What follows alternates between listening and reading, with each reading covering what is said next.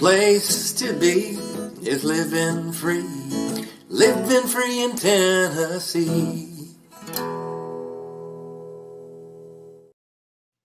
Welcome to Living Free in Tennessee, where we talk about building the life you choose on your terms. Today is Tuesday, January 21st, 2024, and it's a Tuesday show, which is also the Living Free podcast. That's right. We're spinning this one off as a standalone show. So that's been developing in a really fun way this month. Okay.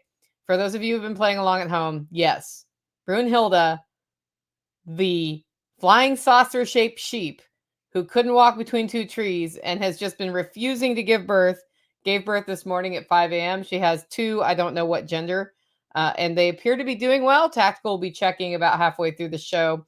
We're doing an hourly check-in right now because one of them was having a little trouble latching on, but I think that was solved by our last check-in. Anyway, having a discussion with John Athayde about artificial intelligence. This started over on our Living Free in Tennessee Telegram group where we were talking about AI. And I was like, well, I know that John does some pretty cool work in the marketing and communications field. And I was like, I wonder how AI is impacting what he's doing. So we're going to dive into that discussion, the good, the bad, and how is he doing it. Before we do that, though, I want to talk to you about our featured event of today's show, and it is the Living Free in Tennessee Spring Workshop.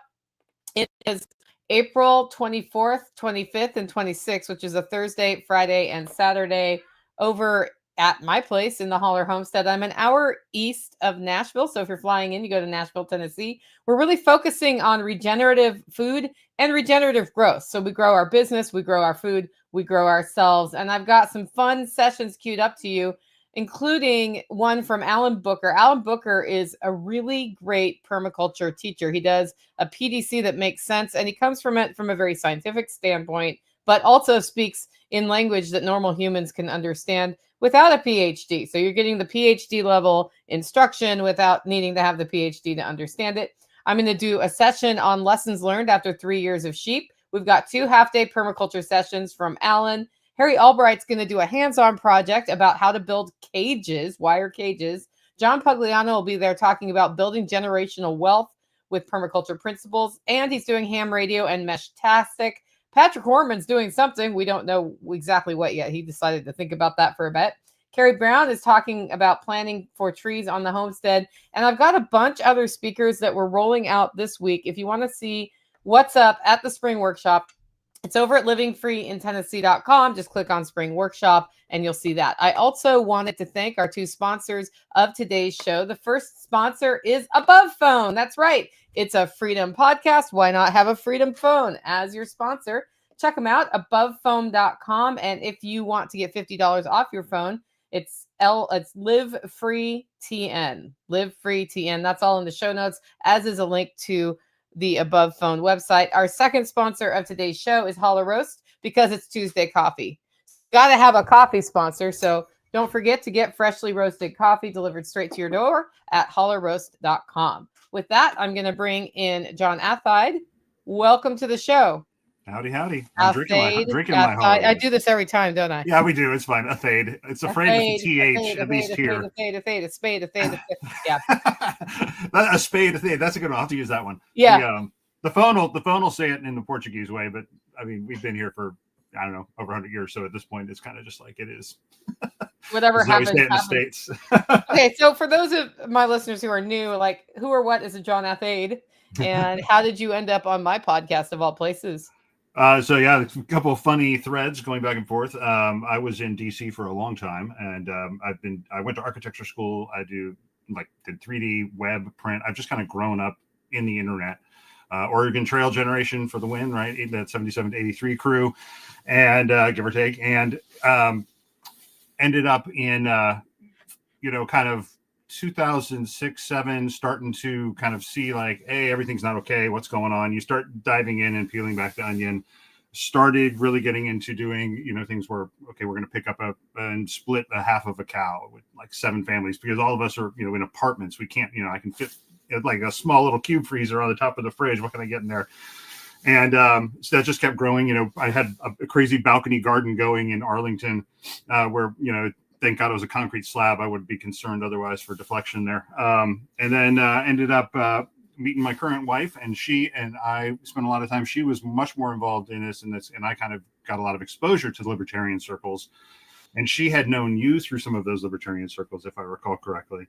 And so just kind of one of those things where it's like these weird confluences of things, and we ended up getting to meet and talk, and a couple times we've been on this and chatted on stuff. We've been out to the compound in the holler, as it were, and definitely the event over at John's place, and yeah.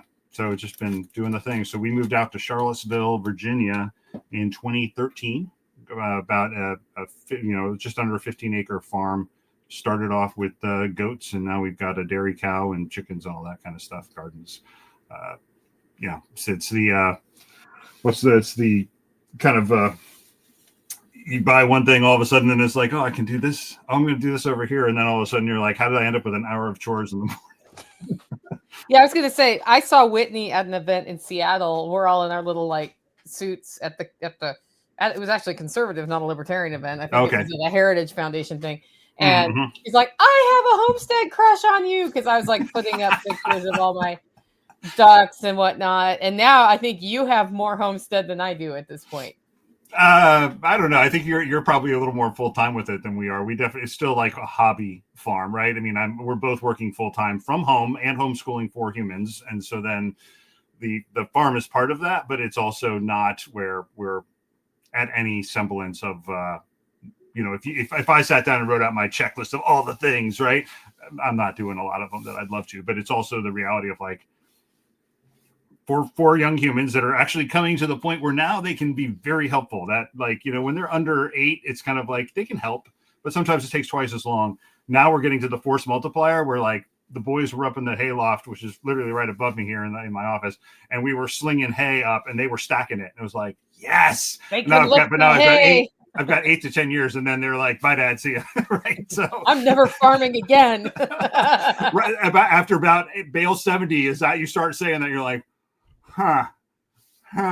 is this what I really signed up for? But then you're like, okay, this works. This is all right. Yeah, it's alarming how much hay we've been going through in the last week or two since all this cold settled in, and of course all of the births out of season. Well, you have built a life of freedom, I would say. And this is a Living Free podcast. So what did it take for you to figure out what you needed to do to build the life you're living now? Because when you went Whitney, you were both employed in DC, living a city life. Correct. Yeah. So we hilariously, I had actually lived 2 blocks from her apartment, in my apartment, and we had never met. It's just typical, big city kind of story, right?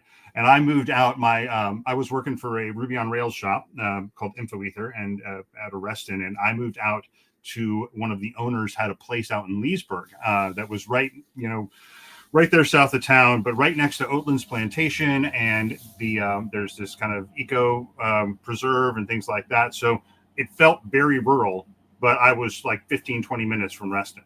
So, and they were pretty flexible in the sense of coming into the office or not. So I started working from home a lot more. And I had been more or less doing my own thing or working from home for, I say 50% of the years before that since graduating school. So it wasn't like a big jump for me to do that. But I was the design guy in a Ruby on Rails shop. So a lot of fun there. I got to learn an incredible amount about programming and how things go together and how to build web applications, right? It's not just putting the ink on it and saying, here is how it looks, but like, how do we actually turn this into a product? And coming out there, I started doing, gardening and stuff like that more and just kind of, detoxing a little bit. And that's where, and it's funny because that's when I met Whitney. And so now from 2 blocks to a 45-minute drive, that was kind of one of those things, but that was kind of the thing. And, very early on, I was kind of like, I want to go more this way and less back into the city. Just so mental model, if you're not down with that, like we probably don't want to take a lot of time here if that's not something you're potentially interested in. But it was I was pretty much starting to work from home. We got acquired by Living Social, and I kept working out there. I'd go into the office once or twice. Whitney and I got married. We moved to a townhouse in Alexandria, right inside the Beltway, so back into the fray, as it were. But I was still working from home 3-4 days a week, and I'd go in to the office, which was right by the White House, and we do our thing. But this was the heyday of the open office plan. So it's concrete, hard surfaces, cacophony. And for an ADD person, being like, I'm just like, what? Hey, what's that? I mean, and it's funny. You go into these spaces, every engineer has got like mega noise canceling headphones on. They put blinders up around their thing. It's just like, why are we doing this? Why are we all coming into this space when we're all trying to like isolate? And then it became, the company grew super fast. We were 10 or 15 people at that point, and they were 15 people from the engineering perspective, and we merged. And then that engineering team in a year grew to 150. And that became an international engineering team. So all of a sudden, it's not that, oh, so-and-so is remote. It's like, no, that's the Denver office. No, that's our friend working over in India. That's our friend doing this over here. And so it became less of a, you have to physically be here. And people started doing one of the important things was Chad Fowler, who was the head of the engineering group at that point, said, if any one person is remote, everybody dials into Google independently from their desk, as opposed to I'm sure everyone's suffered through this. You're the one remote person, everyone piles into a conference room and you can't hear a lick. You're just like, I got nothing to contribute because I just hear this like low din until somebody says, hey, what do you think about that? You're like, I have no idea what's going on. Got nothing. So that was a game changer because it made everybody aware that, oh, hey, this person's not present physically, so we're all going to go into a virtual thing. And once that happened, more and more people started being like, oh, wait, I don't have to physically be there and this can work. So your path to freedom was about having a job originally where you could work remotely. Yeah, because I basically ejected from there. I was at Living Social, and I just called up Glenn and said, hey, man, I want to move to Charlottesville. And is that a problem? He's like, no, we need to work through the steps. But because the company had become remote, and that was a thing that people were supporting, it was doable. And at the same point, my wife got a job where she could do what she was doing remotely. And so that was a big game changer too, because it was like, we have no reason to not move. We want to buy a place. And as you drive around Northern Virginia, this is 2013, townhouses from the low 600s on Orion Homes development. So it's not even like a nice townhouse. It's like a builder grade townhouse. And you're just like, there's nothing low about that number. I don't know what you're talking about. And so, we ended up getting a farm for much less than that. And that was the thing. It was like, okay. We started looking, like she had gone to UVA here. So when I was open to pretty much anywhere. And she was like, this little circle around Charlottesville is your search zone. She approved that. And, it's funny when you say 30-minute drive and all of a sudden you do a 30-minute drive, you're like, I don't want to do that every day. And so, you start, we kind of ended up finding a really nice place, and Charlottesville has an interesting, the Albemarle County surrounding it has an interesting development limitations. So there's very specific development corridors and everything else is very rural. So we're 15 minutes from Target and all these things and the airport and all that stuff. But I can go out on a clear night and see a line of the Milky Way. Right. So it's kind of that best of both worlds, especially with young kids. It's really hard to be like, oh, we're going to be 45 minutes out in the middle of nowhere and everything's this huge drive and huge transit. Because then you're just commuting, doing something else instead of, commuting to an office. Everything else is the commute. So that was being able to have that work from home and having built up the career to that point where we could say, oh, okay, cool, I can go do this.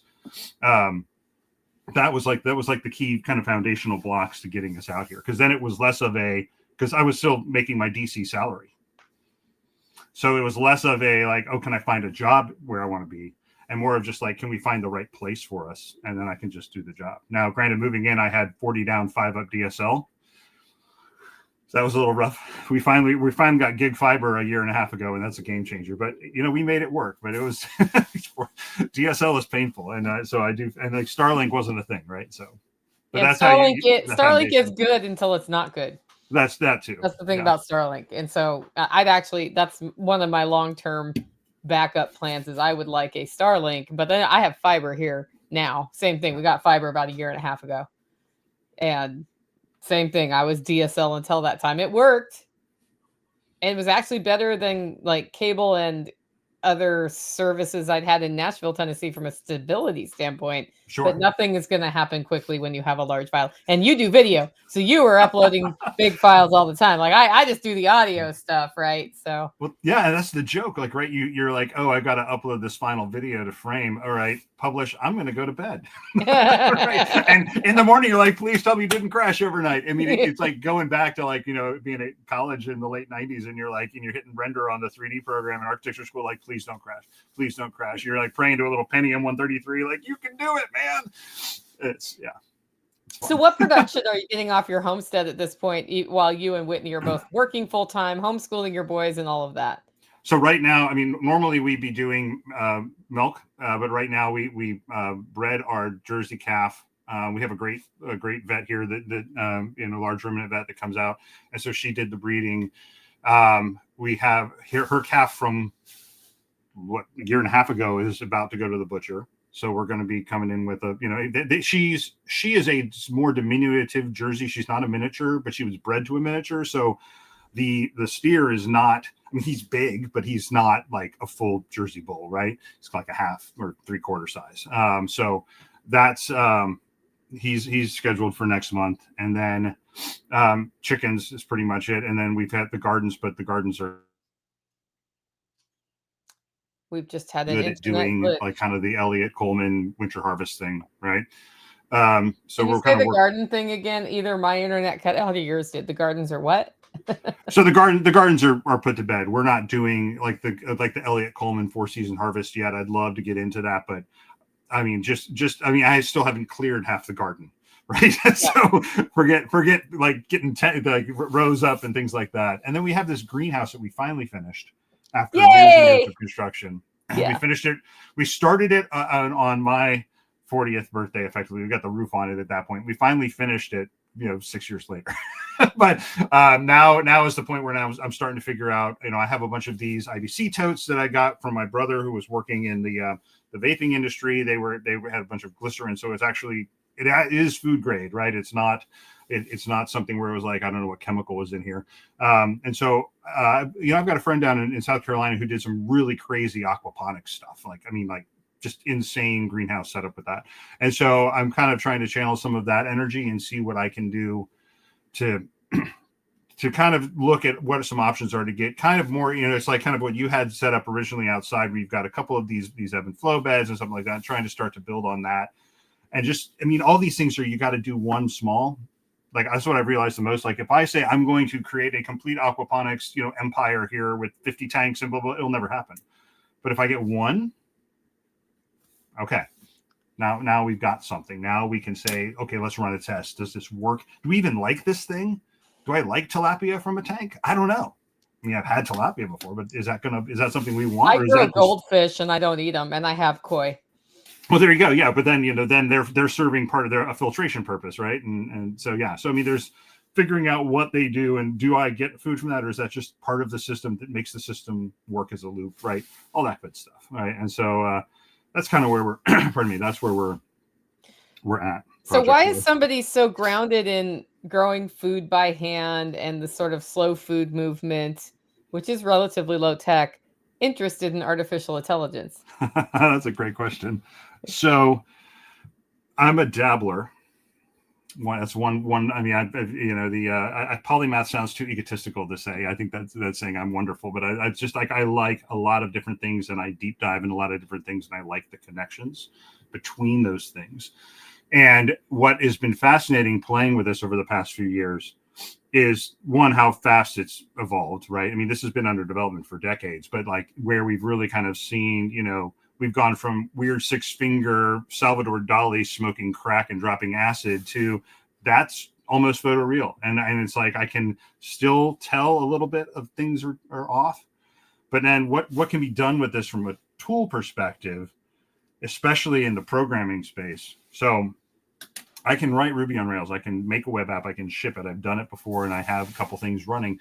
But there's times where you hit a wall and you're like, okay. And so what you used to do is you used to go in and you used to browse through Stack Overflow or look at things like that. I'm trying to figure out this idea or trying to figure out this thing.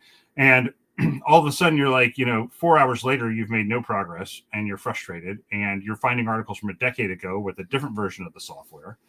And it's like, okay, this is not going to work. And you end up, kind of throwing up a card and saying, okay, I'm going to go into my chat room and say, okay, here's where I'm at. I've researched this for 4 hours and I can't figure this out. And somebody tells you it in 2 minutes. But if you would have just shown up and said, tell me how to do this, they would have been like, go Google it. Right. So you've got this like weird, like it's this very delayed gratification loop of getting features shipped and getting things built.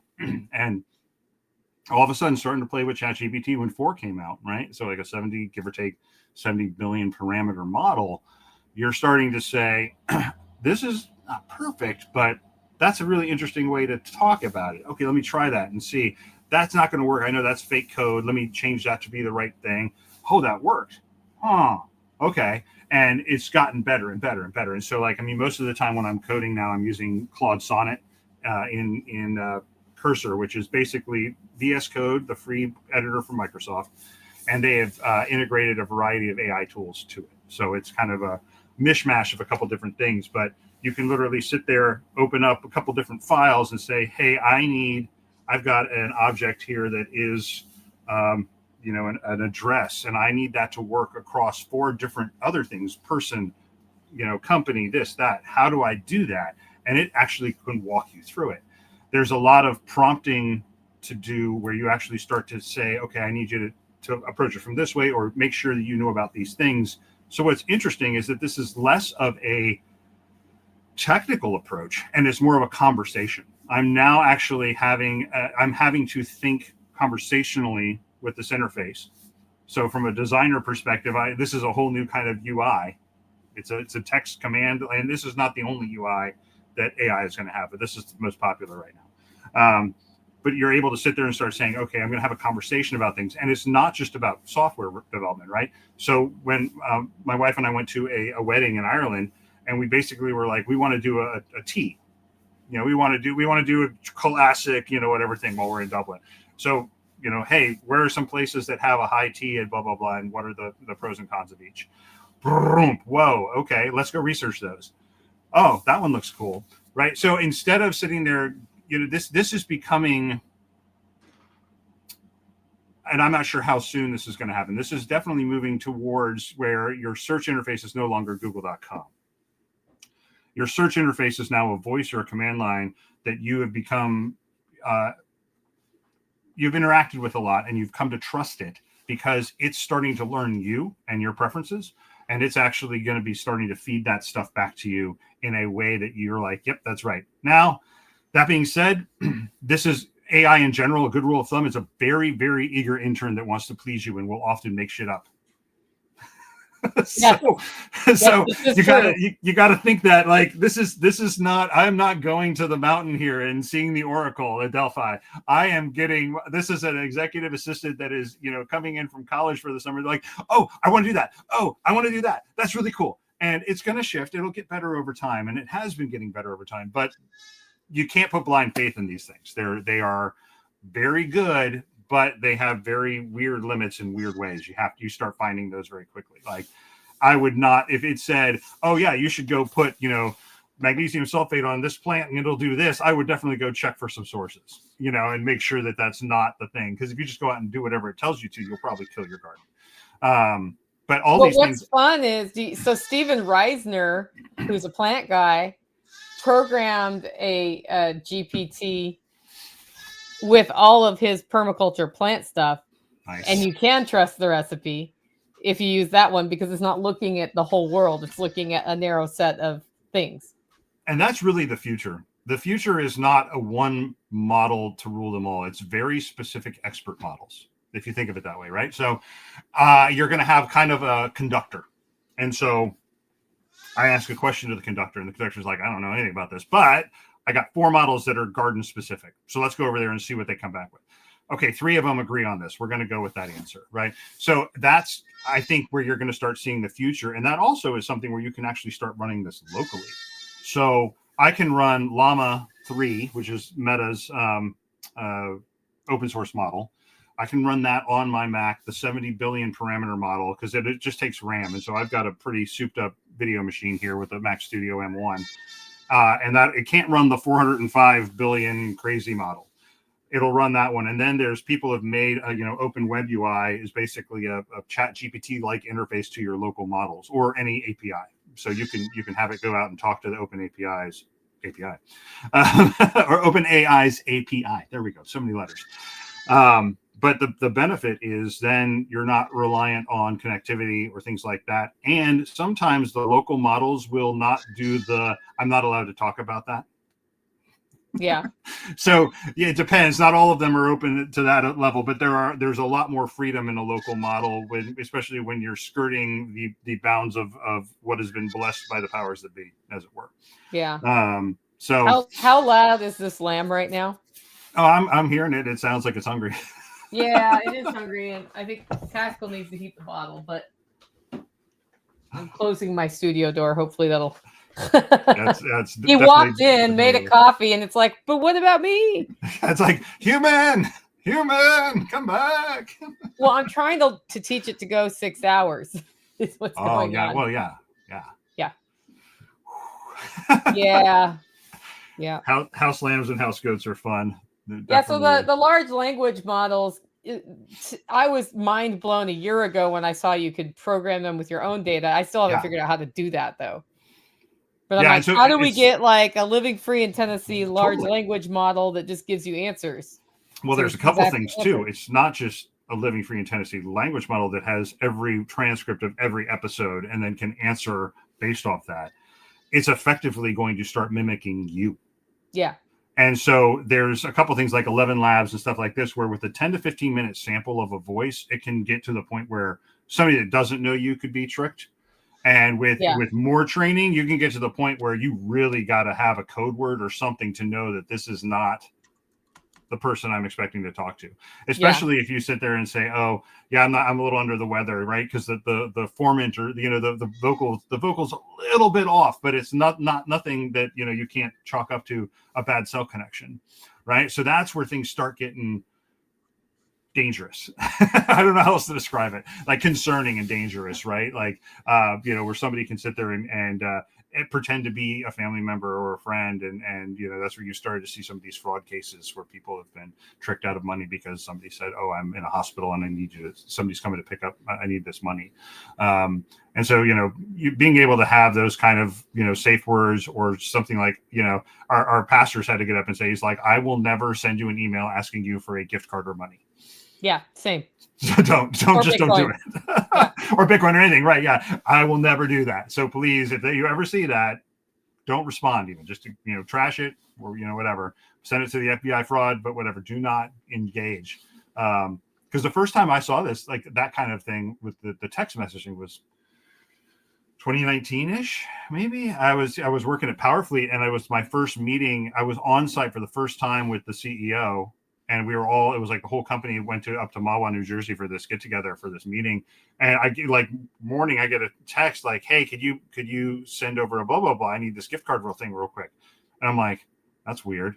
And so I pinged my boss and I'm like, what, does this guy need this? And he's like, no. Because I had not seen it before. And I was like, what is this thing? And I've had friends that have been taken by that too. Cause it's one of those things where it fits into a very narrow thing where it's like, we don't want, especially in an employer-employee thing, we're used to following orders to an extent, right? And so if they say, oh, hey, I need you to do blank, you're like, okay, cool. Yeah. I exist to be outsourced to from the upstream. So that's a hard thing, especially for people that haven't played with this or seen these kind of attack vectors before, to be like, oh, yeah, no, not going to do that. What strikes me with the large language models like ChatGPT is now everybody's using them for their marketing. Yeah. And because I use ChatGPT, I can tell. I'm upset because apparently ChatGPT loves M dashes, and I do too. And I've now been told if you use an M dash or AI, I'm like, no. So I use them. I actually use them in copy. They're good. They're wonderful. But yeah, no, that is a thing. And you start to notice, what's the right way to say it? I mean, phrases. It's like secure your spot today is a typical If I want to promote an event, it's going to say secure your spot today. No matter how much I tell it not to say that, it's going to say trained. That. It's trained on thousands of pages, just like, that are large events. And for 10 years, people have used that phrase. Yeah. And so now it's just copy. It's not, everyone's like, oh, AGI, which is this, concept of that a super, AI will become sentient is the easiest way to think about it, right? Like Skynet goes active or whatever. But it's a prediction model. It's not really thinking. I know that's really hard for some people because you interact with it and you're like, this is weird. Like, no, it's meant to feel like it's you're interacting with a person, but it is really a predictive linear algebra engine on crack. And so you have to kind of just say, okay, that's here. And I think the vision there was, so Apple made this ad 1987, right before Steve Jobs came back, called Knowledge Navigator. And it's classic 80s and for everything from the font to the clothing to the Vaseline on the lens kind of vibe. But it's a professor, and he goes into his office and he has a conversation with a tablet computer. And that is basically, if you look at that and you look at, especially at Apple's roadmap for the past 20 years, they've been chasing that. You can kind of now see all the dots looking backwards. But tablet computer, video chat, all these things, like, making a phone call on your computer. 20 years ago, we were like, that's never going to happen. And now, I'm just going to pop FaceTime up here, or here we're talking, over 1,000 miles. Watch. Yeah, like, hey, how's it going, right? I mean, like, that's Dick Tracy style, right? I mean, like, all these things that were like sci-fi are now reality. So there's definitely we're going after this North Star, from a product management perspective.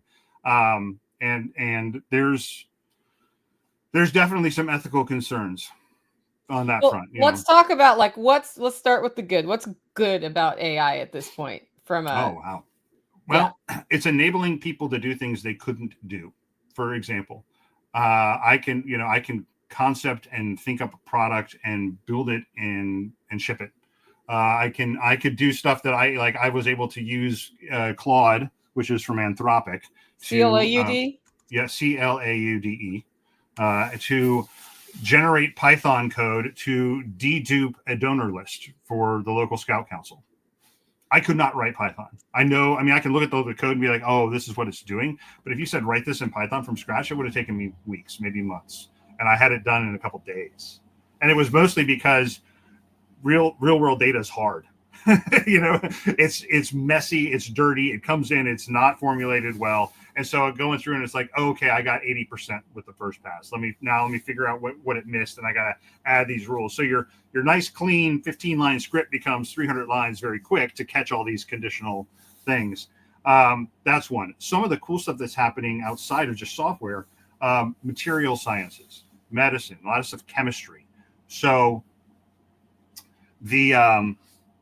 they're developing new materials, and they're able to, they have really good computer models to test what these things will do before they actually fabricate, that or come up and build that out. And so coming up with things that are more structural, or with medicines, like it'll just plow through and say, oh, here's a combination you haven't tried before. We should test this because it should have this effect. Things that we may find eventually are things that the computer, it's running these things, it has less bias than a person. It still has the bias of its creator, in the sense of like that, it is software, so that it embodies some of the biases. But in a lot of these things, it's not going to sit there and say that won't work because this other thing like it didn't work. It's going to be like, well, it's different, so it might work. Like, let's put it in the queue and try it. So those are some of the cool things. And again, some of the other stuff, like I was talking with a friend of mine who is a product person at Amazon, and I won't use his name just because I don't want to. I didn't tell him I was going to be doing this, but we were actually having a conversation yesterday about this, and he brought up a really fascinating concept of where the good here is. Like, there are a lot of problems, he said, that are unsolvable or considered unsolvable by humanity. What if that is no longer the case? What if through these tools and through these language models and through various other forms of computation, we are able to solve some of these problems? What does that do? And the one we were discussing, for example, was like for example, scarcity. What happens if you're in a, for lack of a better word, Star Trek post-scarcity world? What is the reality of that? Like, is it Star Trek, or is it like the mouse experiment where they had the rats in the maze and they gave them everything they wanted and they basically turned into cannibals and killed each other? Like, who knows, right? And like, what are societal things that have to happen? Is it, from either a societal understanding or a religious framework or whatever that would actually make that not happen? Like that, these are the kind of things we just don't know. And so but there's a lot more potential out there that we didn't have. And then, I mean, there's also the fun things where I want to make, I want to have Donald Trump singing a silly song or something, whatever, right? I mean, there's the fun generative AI that's silly, but that's where you start to walk that line, right? Yeah. Well, what about using it to market things and promote, to tailor messages to different end users? Yeah. So this is what we do with user experience. So you can actually create personas, right? Mm-hmm. And normally is user experience a tool? Pardon? Is user experience a tool? No, it's just a product, like user experience in the sense the of user experience. UX. Yeah, UX practice. I'm taking notes on what tools you mentioned. You're mentioning stuff I haven't used yet. Yeah. No, there's so many, and this changes so fast, right? And we can kind of do a high level overview of some of them at the end there. But the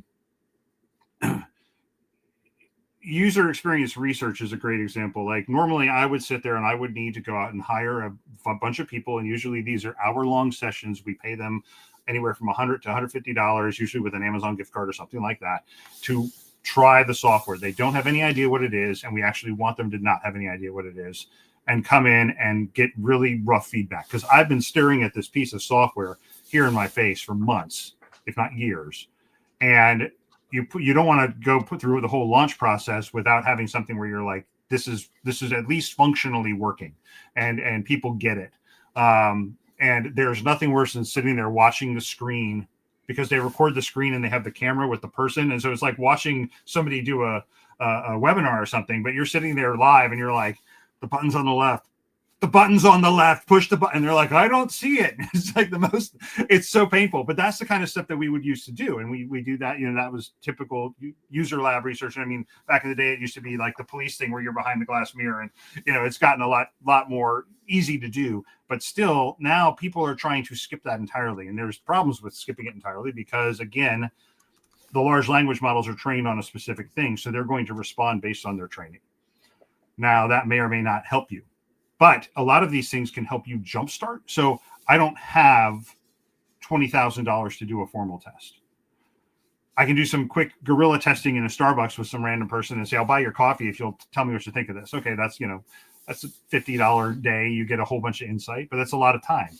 So you can start throwing some stuff around and say, what does a person typically like this do? And again, these are conversations. So you have to start thinking less in graphics and things like this and more in English. And I really think that people who are language majors are finally going to come into their own here, because this is going to be the thing where like, haha, I got it. This is a language model. I've got a language model here. We're going to rock. And people who are not great with written communication are actually going to struggle as these tools become more and more prevalent. But that's one from that. For the marketing thing, looking at, okay, I've got my core message here. And it can be bullet points. I not only want to generate this to target this guy, this person, that group.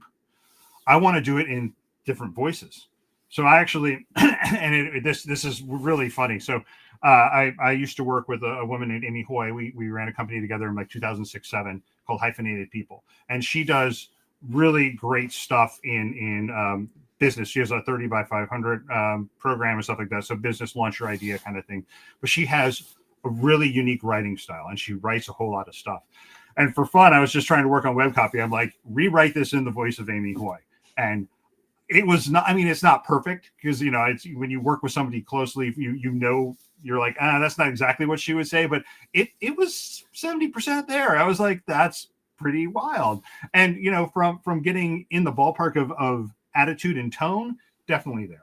So you could start saying, okay, I'm going to be pitching people, and this all depends on what's out there, right? Like, so you couldn't just say, I'm going to go make this in the voice of my sister if your sister doesn't have a podcast or some written blog or something where it's it can basically suck that up and process it. But that's the kind of stuff that's going to be fascinating. And also, thinking about like, this is the weird kind of where it starts to get weird, where they're like, yeah, we can basically have an AI model copy you after you die. And I'm like, I don't know about that one.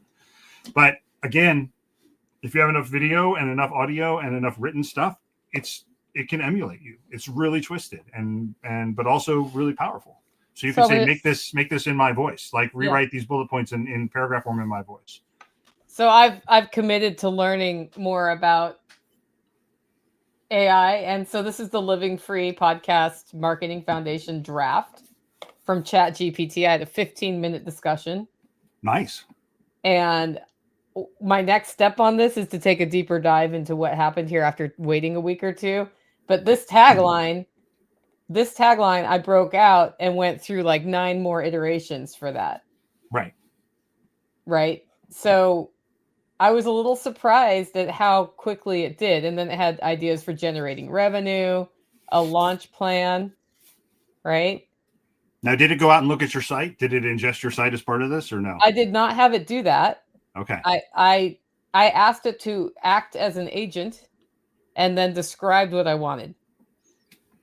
So what I will do next is have it look at my site and integrate that in. But from like how long it takes me to write my first one of those for any new project standpoint, having that as the foundation is very interesting. And I think a way to think about this too is if, say, you're a solopreneur or a small business owner, right, where you normally would have to have 5-10 people doing biz dev and all these associated things.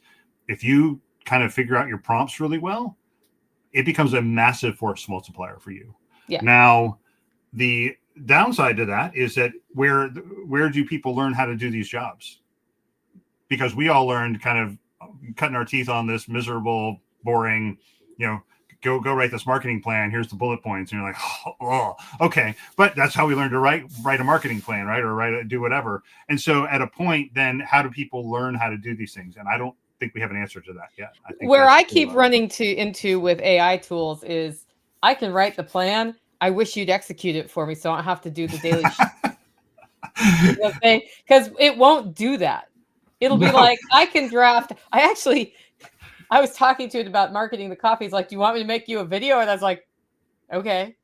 And I actually put it out there. It's like, hey, AI just made this video promoting Holler Roast. And, nice. How did it come out? Was it all right? It was actually surprisingly good. Like, it was clearly an AI thing. Yeah. Because the voice sounds robotic, but it was just funny. And I do that because I want to know, like, it can be a force multiplier, but also I want to recognize when I see other people doing it. That's the big thing, is training your eye. And because I think, so this is something on the Knightsbridge side we've had to really, really think about, right? With Matt Williams and those guys, where you're like, oh, okay, we're seeing all this stuff come in around this breaking news event. Now, sometimes it's just old footage repurposed and people are and community notes usually catch that pretty quickly.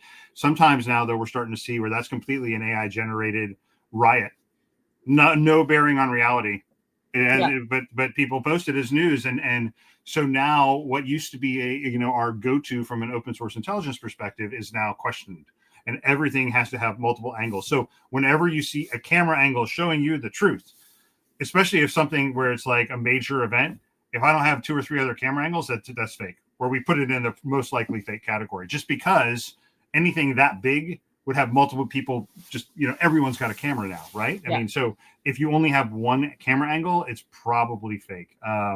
Especially with the whole, like, all these like drone sightings and all this stuff. It's like, it's like sometimes you're like, there was one that really, it was like, oh, this was filmed from the space station, and it was like this big flying V wing. Well, they did it frame by frame. The problem is the foreground moved at 5 frames and the background moved at 1 frame. And then, so it was obviously like they had slowed down the earth spin to make this thing look like it was moving fast, not thinking that, oh, I have to only jump it when the bottom frame moves. Right. So it's like they didn't know enough about video to fake it. But that was just dumb luck that they didn't realize. Yeah. And that's coming. Like, that has already, I'm sure it's already come, but that is also coming. Right. Right.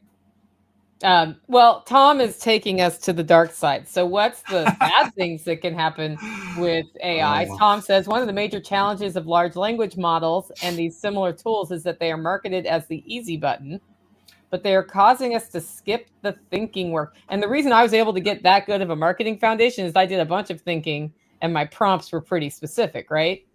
Yeah.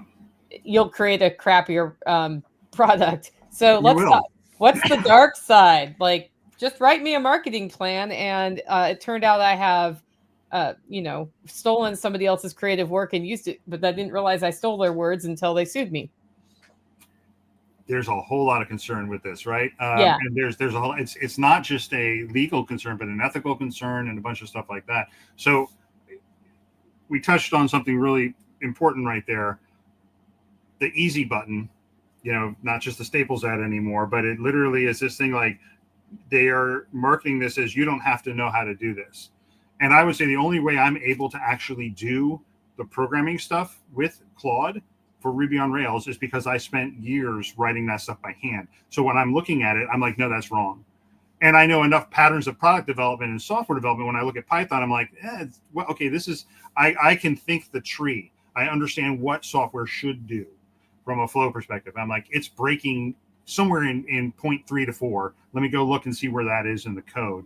Whoa, okay, you're missing a loop here, or you're missing this. So like, I still have to know the foundation, same as you had to understand the foundation of what marketing is and how marketing works. It wasn't like it's I think everyone thinks this is going to be like Keanu Reeves in The Matrix, where he wakes up and says, I know Kung Fu. It's not. It definitely is not. Now, I mean, Elon Musk sounds like he's trying to go there with the whole Neuralink thing, but we're definitely nowhere near that. And so I think that the lack of learning is one, like if we've already become very much focused on not retaining facts in our heads because Google's a swipe away. So this could amplify that to a very negative space. So, but on the opposite side of that, right, too, you can use this to help generate a learning plan for yourself to train you and teach you. So, I mean, it's less of the inherent nature of the tool and more of how we use the tool. That's the problem, right? I mean, I think that you could apply that to almost anything in society. The other thing, obviously, is the fraud. Not just in events, but in personal fraud the lie goes around the world twice before the truth gets its shoes tied, or whatever the famous adage is. If you think about, like, I can sit there and post a picture of this and take it out of context is one thing. Now I can fake something entirely and you can't tell. Yeah. Okay. So then how do you know if what you buy is what you were supposed to buy? Right. Right. Like, you already get, if you order from Temu, you never know what you're going to actually get from Temu. That's true. Don't order from Temu is what I would say. But one time, I think about 4 years or 5 years ago, on a Facebook ad, I was advertised a robot vacuum. And so I bought this, and what arrived was, technically it ran on AA batteries, a vacuum-like thing that didn't do a very good job. And it was nothing like the picture, nothing like the video. Like, that's on crack with AI. And I think you're unfortunately going to see, especially in China, like, so I think to rewind on that is, societally, we have an understanding that you don't do that. You don't lie in business like that. You may fudge stuff, but you don't just say, pretty much if you went to any court in the US and said, I was promised this and given this, they'd be like, nope. That's not the case in other countries. That's not the case in other societies. And so now that we're this international interaction, what do we do? How do we, what are the rules of the road? We don't have any. It is a free for all. And so there's a bit of a learning curve, especially when dealing with international business, on what they'll say, what they'll do, what they'll promise, and then deliver. Maybe not. Some companies are really good. We work with a Chinese supplier for Occupy. We do with which is our firearms movement detection system, and they're great. We've had a great experience with them, but not every. It's not like you can just go to any company in China, you're gonna have a great experience. Don't know. It takes a little trial and error finding a good partner. And it's one that also, you can sit there and, there's a language issue too, right? I don't speak Mandarin or Cantonese at all. So I'm relying on their ability to speak English. And they're very good, I mean, especially in written English. But at the same point, like there's sometimes you have to repeat things or change the way you say something to make it, oh, okay, what you need. Okay. So you're not just dealing with societal differences, with language differences. And translation is getting better, but again, it's still interpreted. It's not, especially when you're doing technical stuff or very, very niche things, the translation doesn't always work. So, the benefit is that we're kind of spoiled that a lot of the world knows English. But yeah, I mean, again, there's some of this stuff where you're going to see, the people will use this for negative because they can. I mean, you're going to get the Bernie Madoffs of the world I can make money on this and I'm going to take everyone for a ride. And there are no guardrails to that. So a lot of this has to be developing your gut and also just kind of saying, not taking everything at first blush, which is unfortunate. But it's trust but verify, and it's taking that to a new extreme. So I don't know if that covered exactly where. I think your influencers who stay true to what they're doing and recommend things are going to be careful about what they got. Well, so if you're an influencer, you need to be careful about what you recommend. Like I was going to do this carnivore challenge this month. And I was like, I'm not recommending it per se. I'm trying it for the first time. If you want to come on the journey, it does cost money, right? Right. And this was put on by a company that's like actual people. They didn't get enough participation. And so they refunded my money and said, we didn't have enough participation. We're not doing the challenge anymore. That's all a good experience, by the way, guys. It's disappointing, but it's a good experience. It could have just as easily gone the other way, which is why I wasn't saying, hey, this is a Nicole Sauce endorsed thing. This is just a Nicole Sauce is trying a thing. And that's super important if people follow you, because it just takes one really bad experience and it's a problem. Yeah. And I think, that's something I know Jack has always made a big deal about that, right? Jack Spirko, where he's like, anything that is being put in my Amazon item of the day, I own.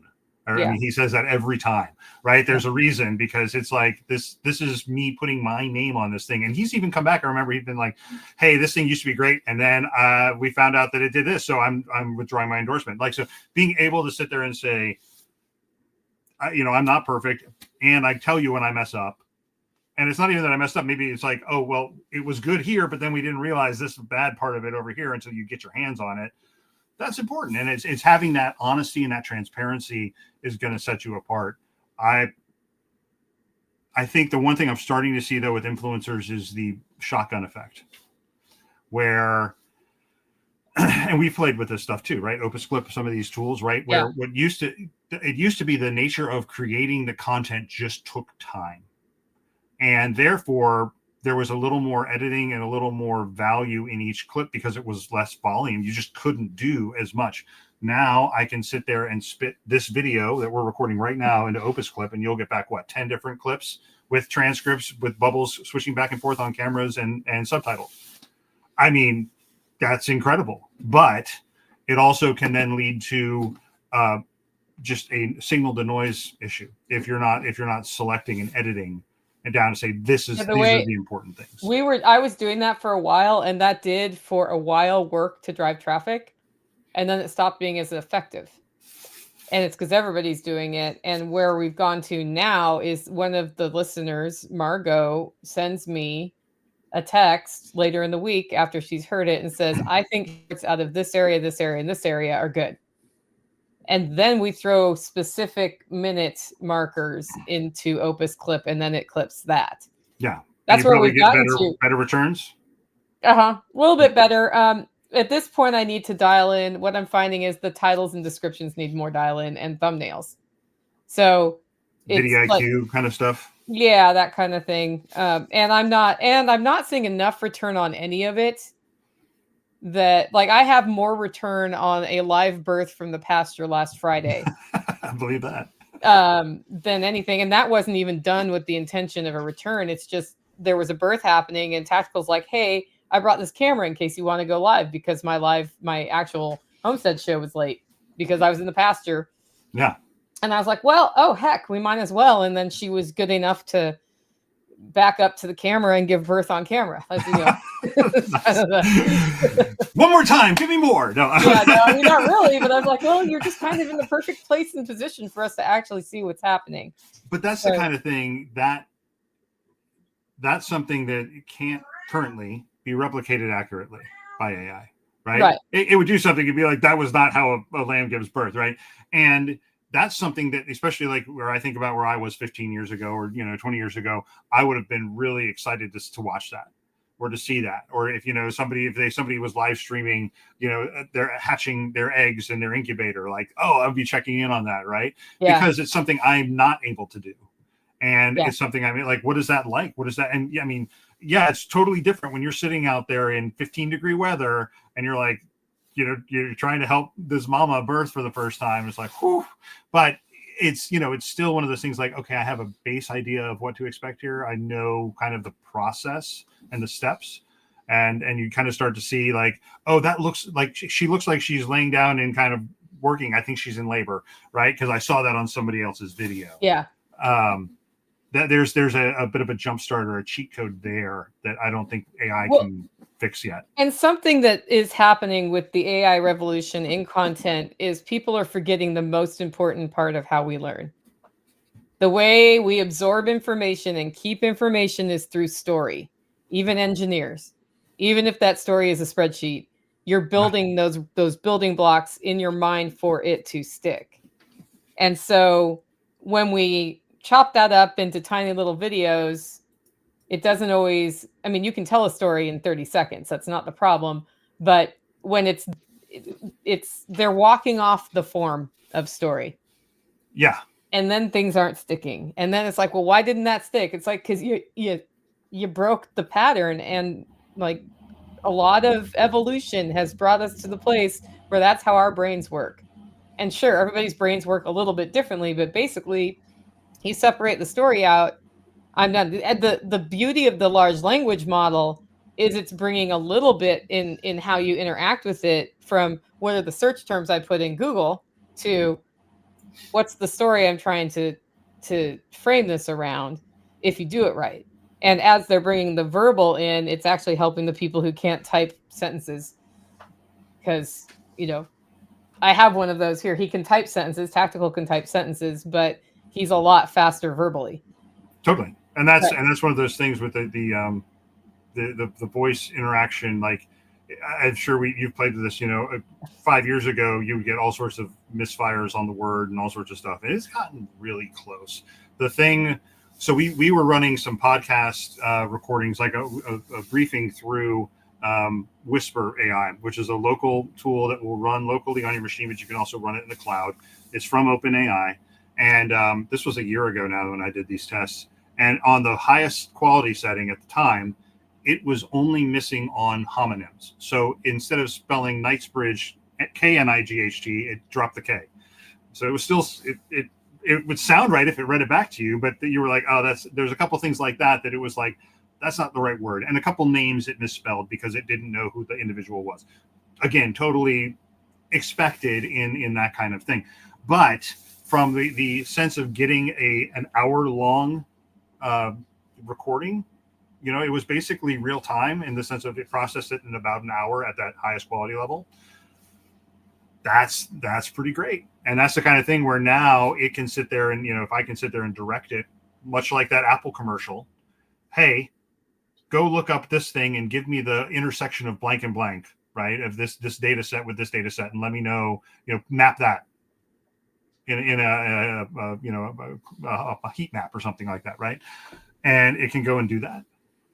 That's where things are, you know, that's when all these things start connecting in interesting ways. That's where I think we'll start to see that kind of not AGI, not this, like, you know, this sentient being thing, but the power from an everyday kind of interaction, you know, where people, it's less of that thing. Or, you know, hey, I try and think about this stuff a lot in the sense of my wife, because, you know, this is where I think people miss from a design perspective. Weather apps is a great example. You look at any designer's portfolio and they all have done like some weather app design, and they're all these beautiful things with these crazy backgrounds and all this color and whatnot. And they're crap. Most of the time they were crap. They didn't actually tell you what you needed to know. And Dark Sky was the first one that came along, and it got acquired by Apple. And Apple missed this design memo, unfortunately. You opened it up and it told you the two most important things my wife wanted to know when she was about to head out the door. What is the weather today? Basically, do I need to put the kids in whatever clothing? And what's the next, like, is it going to be raining in the immediate future, right? Or like, what, do I have rain or precipitation or some kind of thing like that, right? And that it gave you that very clearly on that landing screen.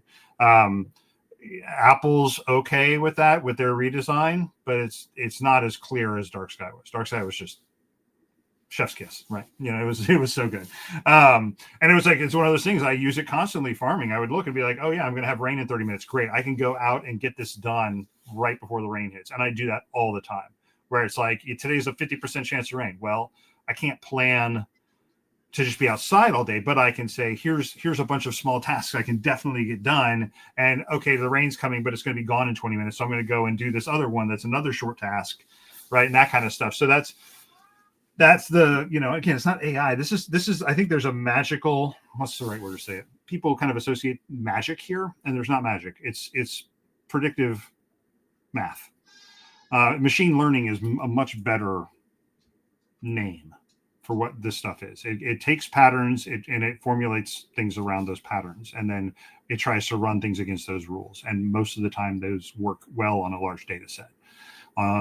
This is why you see the smaller, older models would often come up with random stuff because they didn't have enough data. Now, training those models is what's super expensive, right? Coming up with a 400 billion parameter model, that's where the cost is.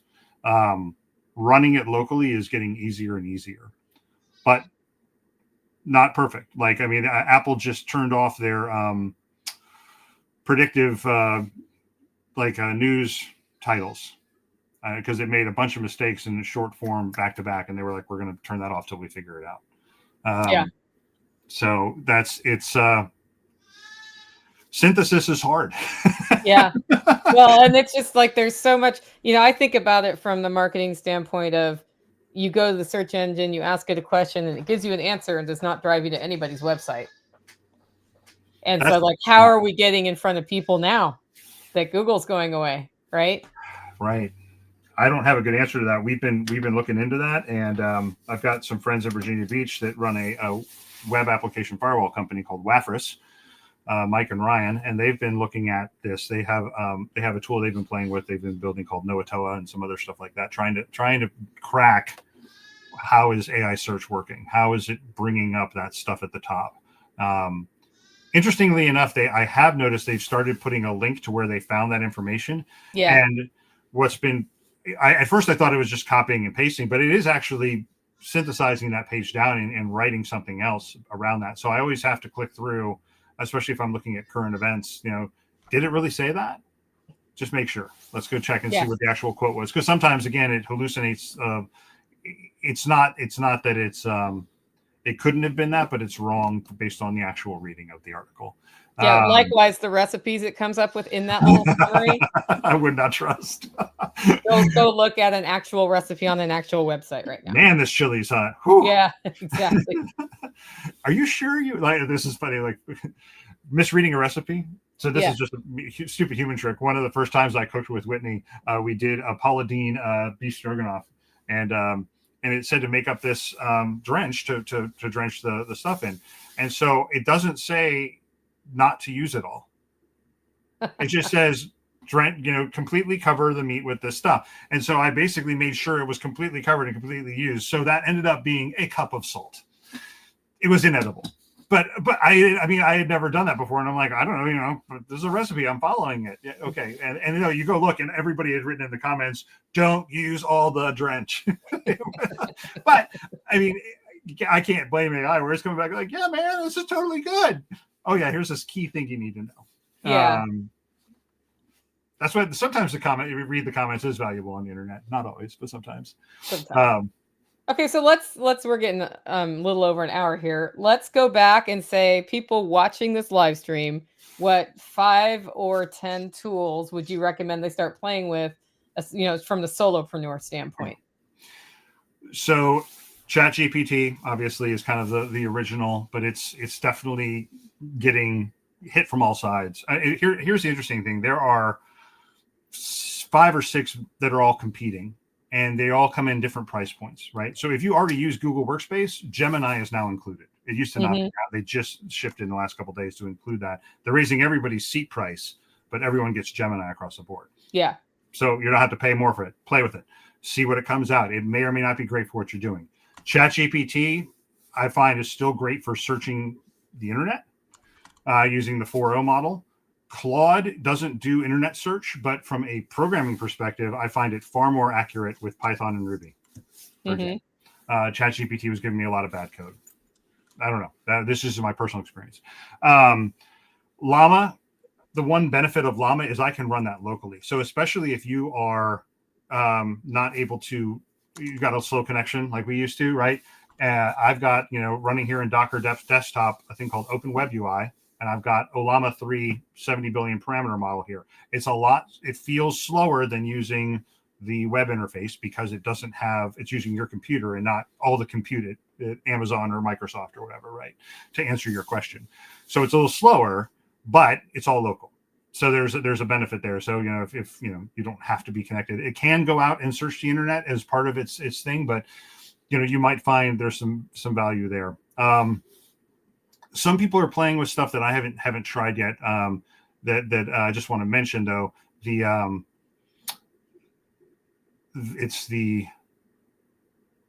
think it's DeepSeek, and there's one other though that you can actually run across a series of computers at your house. So a couple of people were taking a bunch of Mac Minis and networking them together and spreading out the model across 4 Mac Minis, right?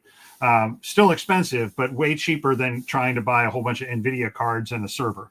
So that's one that I've got a pretty good response to. It used to be GitHub Copilot. Now it's Microsoft. They kind of pulled it up. Copilot does some interesting stuff. We've played with that for marketing. And we actually generated our 12 days of Christmas social campaign for Occupy out of that. And then we were like, okay, we're going to clean this up. But a lot of these are excellent first drafts. Or if you have, sometimes I'm just like, the coffee is not kicking in. My brain is not firing on that cylinder today. I need a jump start. I just start throwing stuff in there, and all of a sudden it's like, okay, we're off to the races. Now it's not the first draft, like you were saying with the marketing thing, right? With you had to keep revving it. That's totally the expectation here. It is not an easy button. It is an overeager intern with a whole lot of knowledge, but not sure how to apply it. So I always approach it where I'm working and I'm actually just getting that feedback loop in an interesting way that I can't normally do. By myself, especially if you're working like I do from home with, I don't have a water cooler. I can go to the kitchen and talk with my wife if she's not on a call, but that doesn't always happen, right? Our schedules don't align like that all the time. So those are kind of like the text-based ones. In the image world, there's 5 or 6 that are, the big ones. Midjourney is the one that most people are familiar with. Stable Diffusion and DALL-E. You can run Stable Diffusion locally pretty effectively. There's also some newer ones like Flux, which is part of Grok. You can get to that through Grok and X and Twitter. Leonardo is another one. And then Ideogram is one I've heard of, but I haven't played with, that people are saying gets really cool. Ideogram.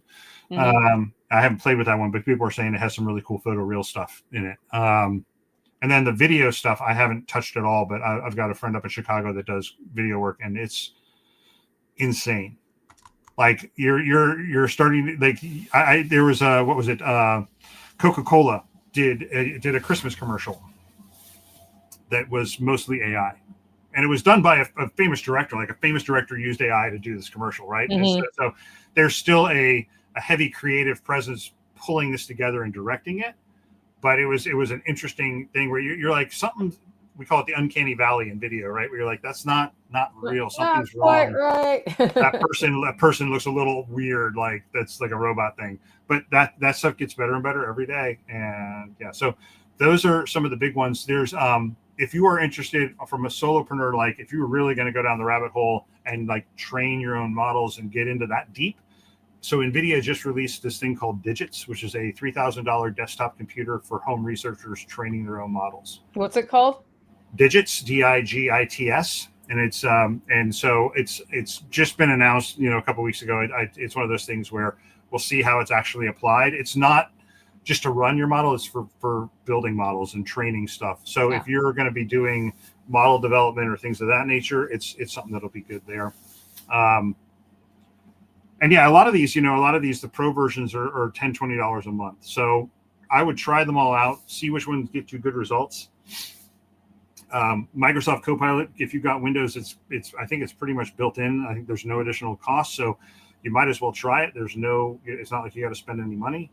And again, trust but verify with all this stuff. Like these are all really cool ideas, and you can go really far, but you got to figure it out. And one thing in ChatGPT to look, you can go in there and actually look for those kind of sub-trained models. So finding, like we did one, we were doing some research into sugar substitutes, and there's one that's all medical papers. And so it was giving you results with links to the medical paper where it found it.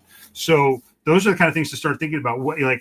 Here's my narrowcast. Has anybody built models in my niche, and how good are they? Then try them out. Because that's where you're going to have a stronger personal knowledge of what's going on, and the bullshit detector is going to be easier to trigger. Like that doesn't seem right. And then you can go look at the paper it's from. You can be like, oh, this thing totally misinterpreted this paper, or wow, I didn't know that. So the niching, and I've mostly seen the niches come from ChatGPT, where you can go in and explore GPTs on the left hand side. There's a whole thing. So Consensus is the one that I'm talking about with the medical papers. But there's a whole lot of them, and there's one that is focused on fundraising that my wife plays with. So all these things, you just got to explore and see what's out there. And I'd love to hear, what people are playing with too, because there's so much, and this changes so fast. I know that ChatGPT is a research tool. When you ask it to bring you to the sources is helpful, but the sources of the sources are more helpful. That's what I found. So it'll always bring me some like magazine style article, and I'm like, but what informed that article? Okay, that's where I'm actually, trying to get what I need to get.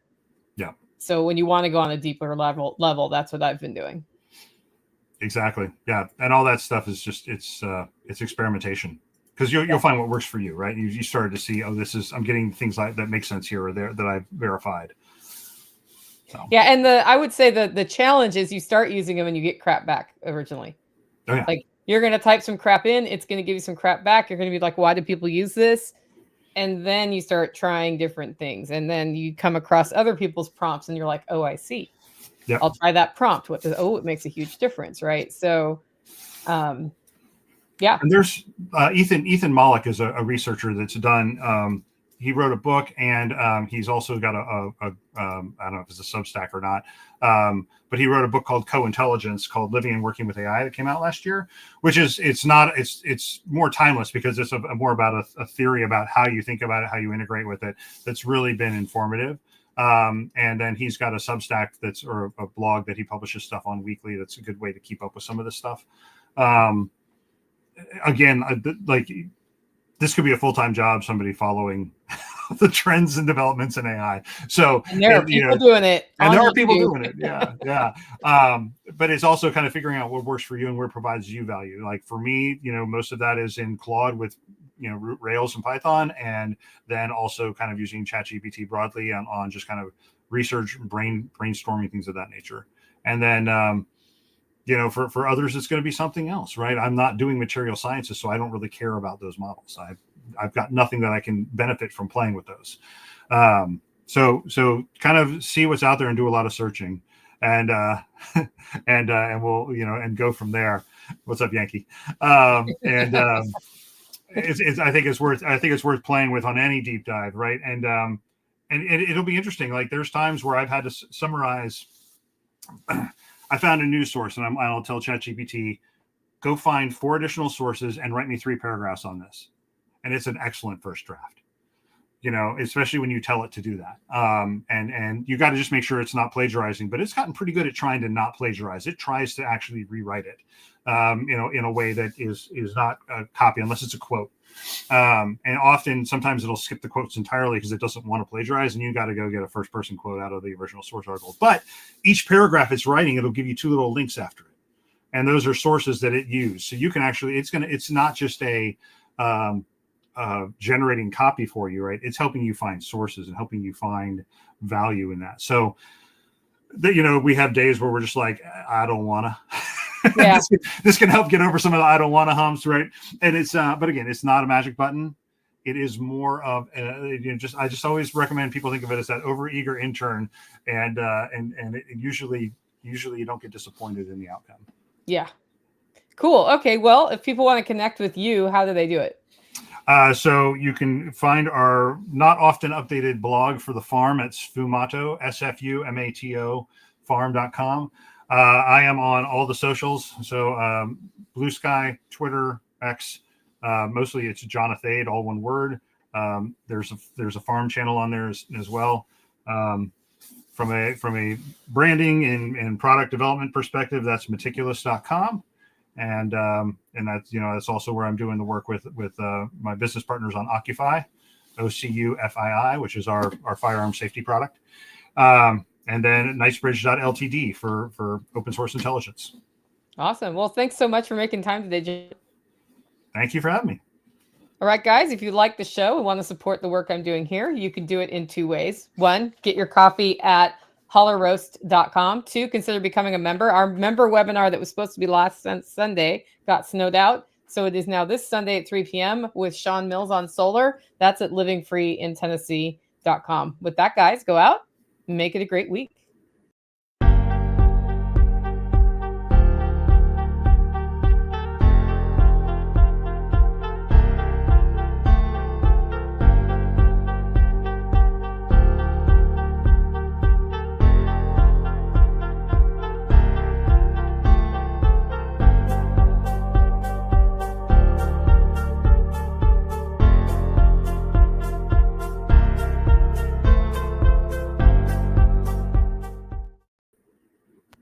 Laziest